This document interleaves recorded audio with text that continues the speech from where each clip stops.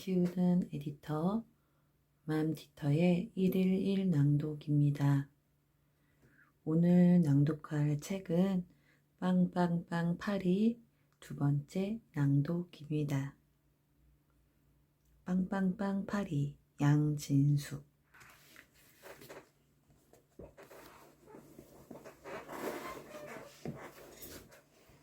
어느 부부의 이야기를 읽어드리겠습니다.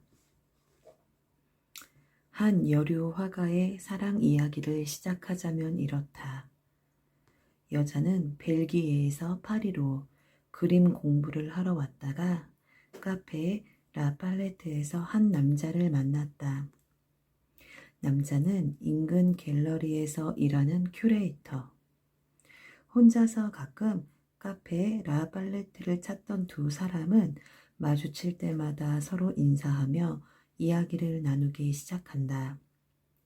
여자와 남자는 서로에게 끌려드는 감정을 어쩌지 못했다. 남자는 여자를 위해 열심히 일하면 그녀가 더 많은 그림을 그리며 살 수 있을 거라고 생각했다. 하지만 여자는 남자에게 재능이 있다는 사실을 알아차리고 그에게 그림을 그릴 것을 권했다. 그녀는 그가 가진 재능이 자기보다 훨씬 더 값지다는 확신을 가졌다. 여자의 권유에 못 이기는 척 그림을 그리기 시작한 남자는 파리 미술의 가능성이라는 수식어를 얻게 되었다. 그에 비해 여자는 자신이 그리는 그림을 쓰레기통에 쳐넣고 싶다는 생각을 하면서 내리막길로 들어섰다. 두 사람은 사랑하는 사이에서는 있을 수 없는 경쟁 구도에 들어서게 되었다. 하지만 여자는 자기가 확신한 대로 남자가 성공해 주기를 바라면서 대신 자기가 큐레이터의 길을 걷겠다고 선언했다.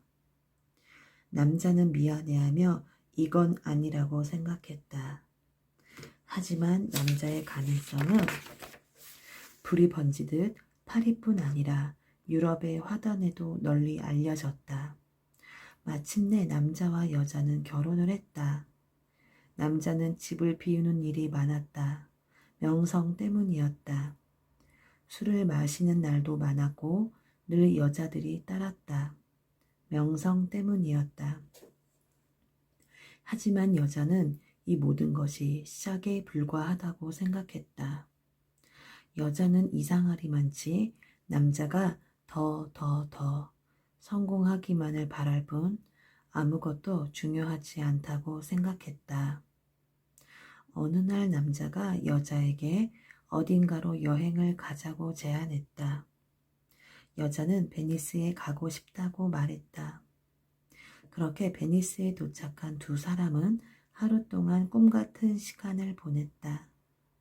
때를 기다렸다는 듯 남자가 여자에게 말했다. 나 여자가 있었어. 여자는 알고 있었다는 듯 잠자코 남자의 다음 말을 기다렸다. 그런데 이제 돌아가려고 해. 여자는 다시 남자의 말을 기다렸다. 당신에게 돌아가기 위해서 난 다시는 그림을 그리지 않을 거야. 여자는 남자의 다음 말을 듣고 싶지 않았다. 여자의 사랑은 남자가 그림을 그리는 것, 그래서 자기가 꿈꾸었던 성공을 대신 이루어주는 그런 사랑이었다. 당신에게 돌아가겠어. 당신이 나를 받아줘야 해. 여자는 남자에게 말했다. 난 당신이 나를 떠났다고 생각하지 않았어요.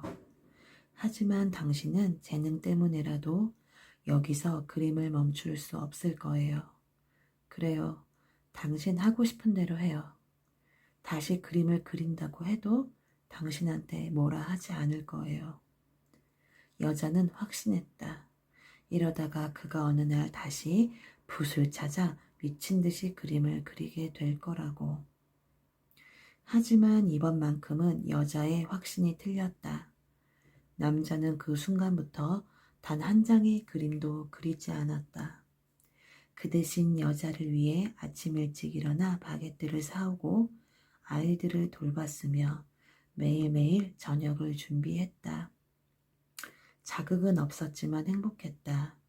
생활조차 무감각했지만 그것도 행복했다. 남자는 여자를 지켜주는 것이 우아한 일이라 생각했고 그 우아함을 지키는 것이 사랑이라고 생각했다. 어느 날 부엌에서 채소를 씻던 여자는 갑자기 가슴이 벅차오름과 동시에 눈물이 떨어지는 걸 알았다. 갑작스러운 일이었다. 무슨 일이 있어서가 아니었다. 바로 그때 등 뒤에서 들리는 남편과 아이의 웃음소리가 너무 행복하게 들려서였다. 이런 식의 생활을 더는 지속할 수 없을지도 모른다고 생각했던 여자는 갑작스럽게 이 모든 평화가 너무 좋았다. 남편의 생각에 편입하게 된 자신의 변덕이 너무 좋았다. 여자는 물을 잠그지 않은 채 조금 더 울었다.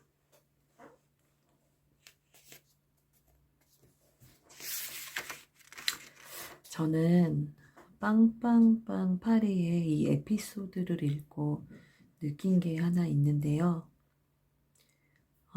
인생의 성공을 목표로 하면 모든 게 성공을 위한 수단으로 보이기 때문에 성공과 직접적인 관련이 없는 것들이 우선순위에서 밀리는 것 같아요. 그런데 행복을 목표로 하면 중요하지 않은 게 없는 거예요.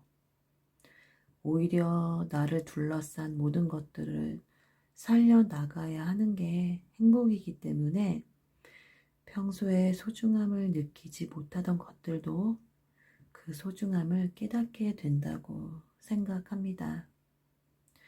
이 부부의 이야기를 읽으면서 저는 이런 생각들을 하게 되었습니다.